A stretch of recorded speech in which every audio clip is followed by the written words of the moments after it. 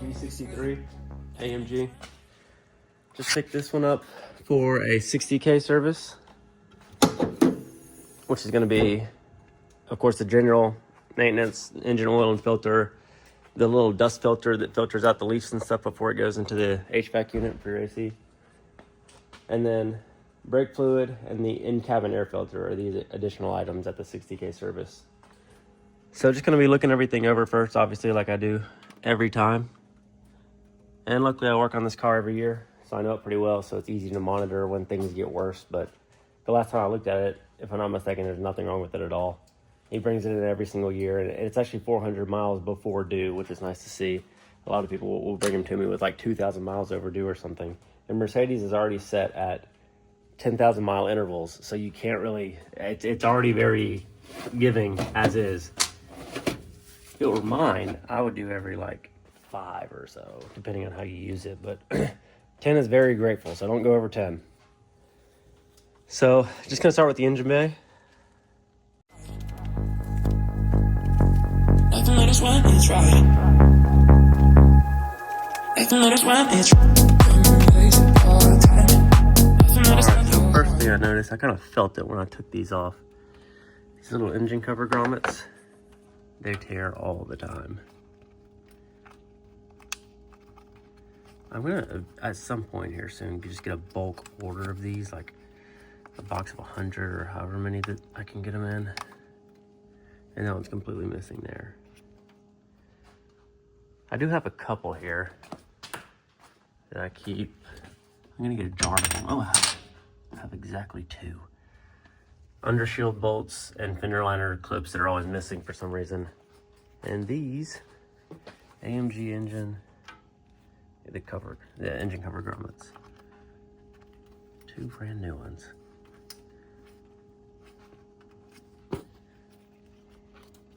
I'm gonna start stocking these. I want to get a little jar for them and just keep them there on top of the toolbox. This is overly common.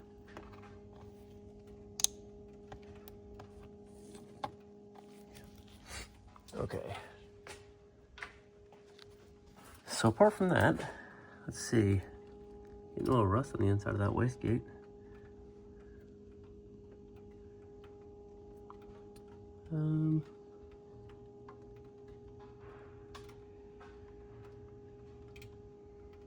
Nothing really down there. Let's see. Oh, that's hot. Cool level.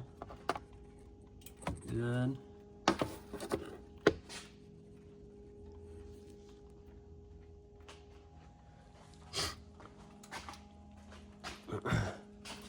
I added spark plugs on this one last time, I remember.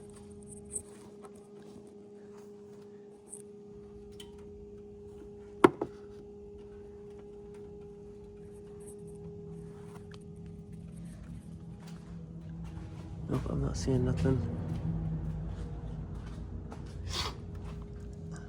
Nothing of any concern up here. I love working on a car after myself because everything is done correctly. It's so nice to work after. Like how that zip tie is placed properly. And that O2 sensor wire is back in its bracket. It's so common to not see that. And even the ease of things. Like I know the undershield is going to be torqued down to spec. So I'm not going to have to use a 1-inch drive impact to get it off. And like the drain plug's not going to be stripped. Everything's going to be clean, you know. And then if I see oil coming from something, I'll know like, oh, that wasn't from a previous oil change. Like there's a leak coming from there. Because a lot of times you'll see oil leaking from anywhere, of course, goes to the bottom of the engine. So you think like, oh, like the oil pan might be leaking. Or it may have been just a messy oil change. But I know I would not have done that. I always lubricate the drain plug O-ring and torque everything to spec and clean up after myself too. So it's nice having consecutive cars that you get every year to keep up with them. It's a lot easier to maintain stuff, and you know, it's a lot easier to spot stuff, but like before it goes catastrophically wrong. So I'm gonna change brake fluid and all that stuff after I get done with the inspection. I'll just leave that right there. Okay, now I'll lift it up and see what it looks like underneath.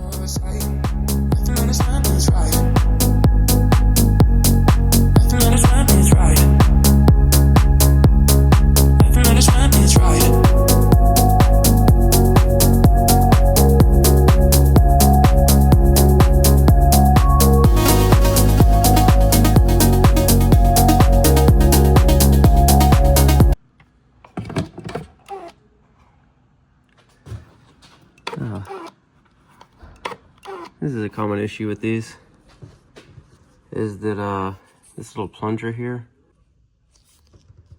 it sticks. You see how slow it comes out? So then you get this happening.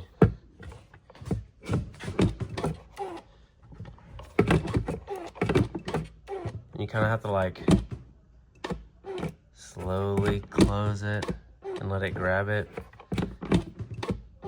There's a method to it. But anyways, that's kind of annoying me. Bro.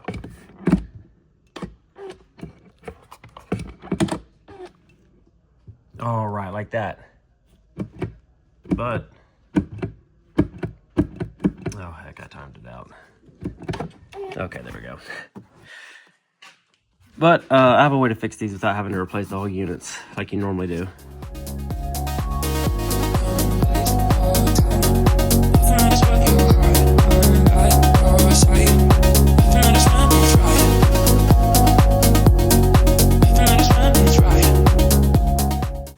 Okay, now that immediately comes back out. No sticking at all. And it shuts with extreme ease.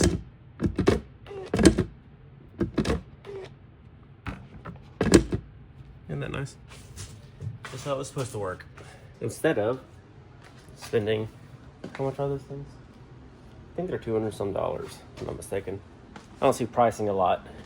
In the dealership, you would just simply get quoted a new one and then replace it for 0.2 hours of labor or whatever it would be, and then $200 some for the part. But that part's perfectly fine, just that plunger seizes in there, like it gets sticky. Something with the plastic binds up. Nothing matters when it's right. Nothing matters when it's right. Nothing matters when it's right. Nothing matters when it's right.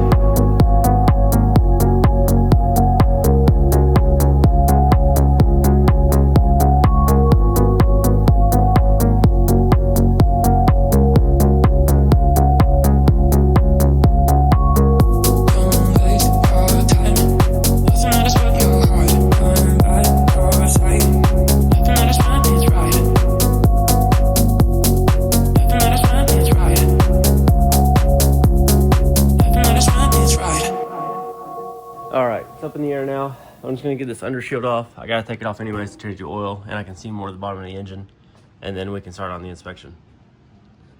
Okay, just zip those bolts out of there. Just gonna start over here with the suspension like I always do. Check these boots and stuff. Make sure they're all good, not busted or anything.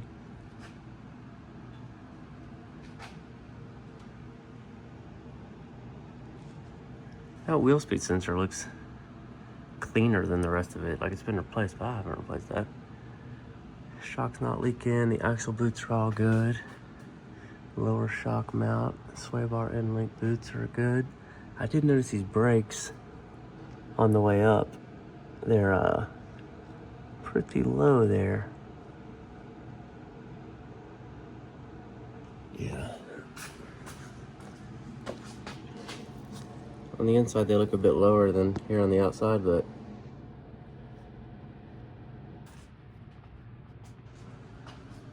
the inside of these pads are pretty thin. The sensor is not quite going off yet, but the sensor is on this side only, and it's only on the outside pad. And the outside ones are, yeah, the outside ones are thicker than the inside pads are on this. Which isn't uncommon to see.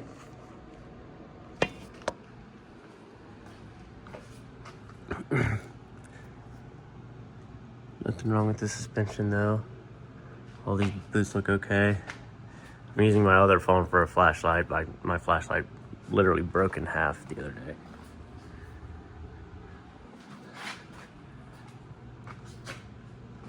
So, these bushings look good on the lower control arm.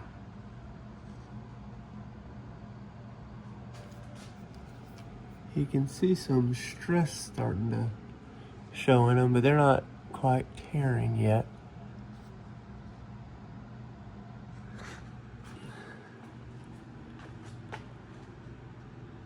Nothing on the bottom of the engine. See, everything looks fine up here.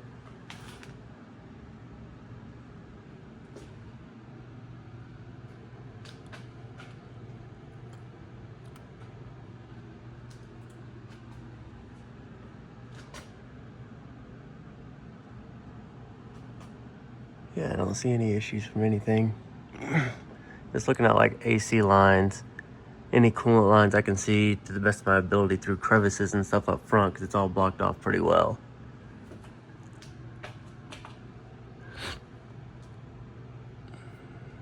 No, I don't see anything at all. Let's see, on the back of the heads there. That all looks good.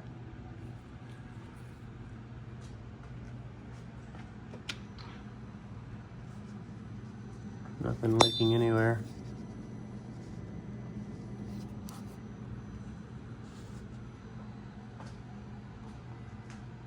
Transmission looks fine. We've got a little bit of something getting a bit juicy back there. Not a leak yet.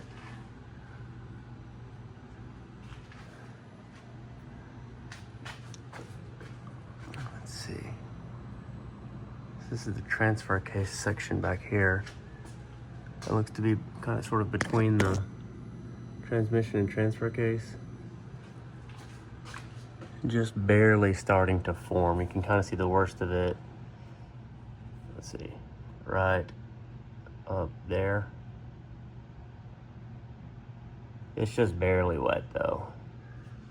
That's not really anything to be concerned with yet. And the transmission service on these is at 80,000 miles. So in 2 more services, this pan will be getting replaced because the filters are integrated in it and it comes with a new seal and everything. So that will most likely fix whatever this is starting to form anyways. So for the rest of the transfer case, it all looks good, no issues. Completely dry everywhere. This rear drive shaft, very solid, no leaks or tears.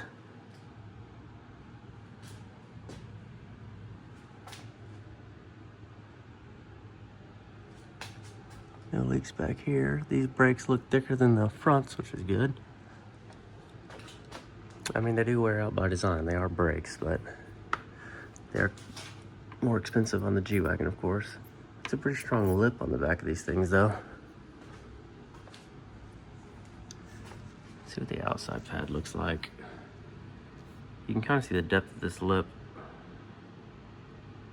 on the outside of the rotor here where the pad doesn't contact it. It sort of gives you a reference for like how much of the rotor has worn. And the rotors are very soft metal on Mercedes, so it's always preferred to replace the rotors with the pads. There's a minimum measurement on it, but usually they can't make it through 2 pad life cycles, so you'll just replace those every time. And as they get thin, they get more susceptible to warpage and things like that. There's just more problems that can occur than just doing pads. Here's the outside pad. You can kind of get a reference for.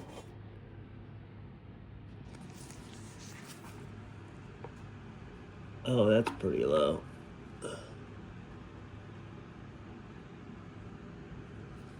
That's gonna be right on the verge there. This tire's, it's wearing even. It's probably got at least 2 more years in it. The inside wear bar,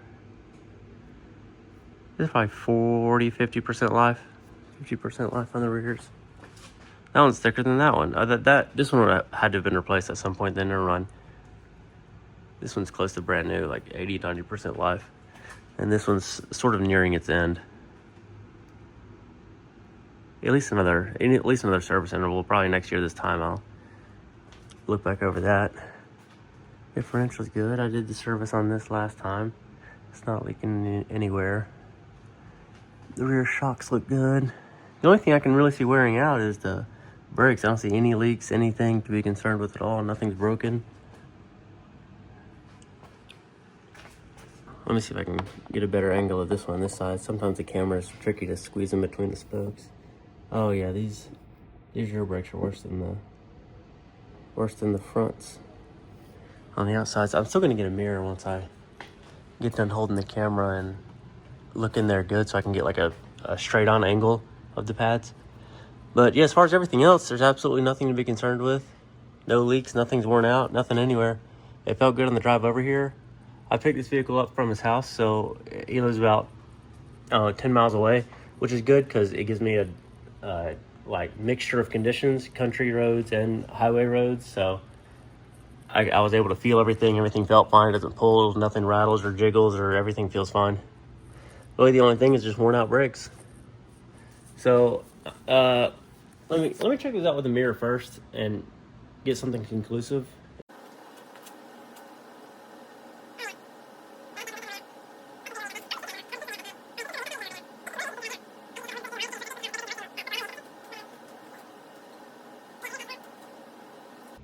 Here, you can get a reference for what I'm saying. The brake wear sensors on these, there's a little hole inside the brake pad that like a little plastic prong slides into, and there's a copper wire inside that plastic prong. Whenever the copper wire gets worn through, it trips an open circuit, and that's what triggers the message.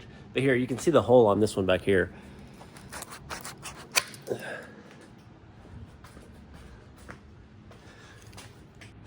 Okay, so this is the rear left pad. I think this will be the best demonstration I can possibly get here. Okay, that little hole right there, you see how it's beginning to be worn into? It may even be half worn into. No, it's just starting into it. That's where the sensor would be. So it'd be wearing into the sensor right now if the brake wear sensor would have been in this pad.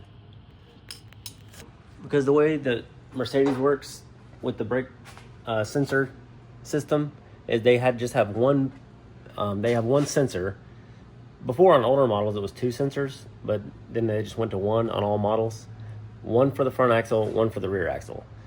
So it's only on one pad on one side of each axle. So on the front axle, it happens to be on this car on the right side on the outside pad. And then on the rear, it's on the right side on the inside pad. I'm feeling that right, yeah. But on some cars it's on the left side, some cars it's on the right side, some cars it's on the inside pad, and some cars it's on the outside pad. I don't know why. But so that's why it's always important to check. You can't just rely on the system like triggering the warning message. And a lot of people during like a general inspection won't look at brakes because they'll be like, oh, it has a wear sensor. Well, it doesn't always wear perfectly. It's not a perfect world. It'll wear within the same degree of each other. You know, it might be within 20% or so, but you always have to check that kind of stuff. And on like a carbon ceramic rotor, you can't afford to guess and assume this side's the same as that side because the wear sensor is not going off. If you got 20% difference, 15% difference or so, and it starts wearing into the rotor, now you're replacing rotors. And carbon ceramic rotors are very much a lifetime component, or should be, except under extremely heavy, long use. But so, yeah, in summary, the only thing the whole car needs is just worn out brakes. I just did brakes all around, front and rear, on a G63. I think the exact same year even too, like just last week. So I guess it's brake season for these things. But nevertheless, I'll get him quoted out and see what he wants to do about those and get the service done and redeliver to him.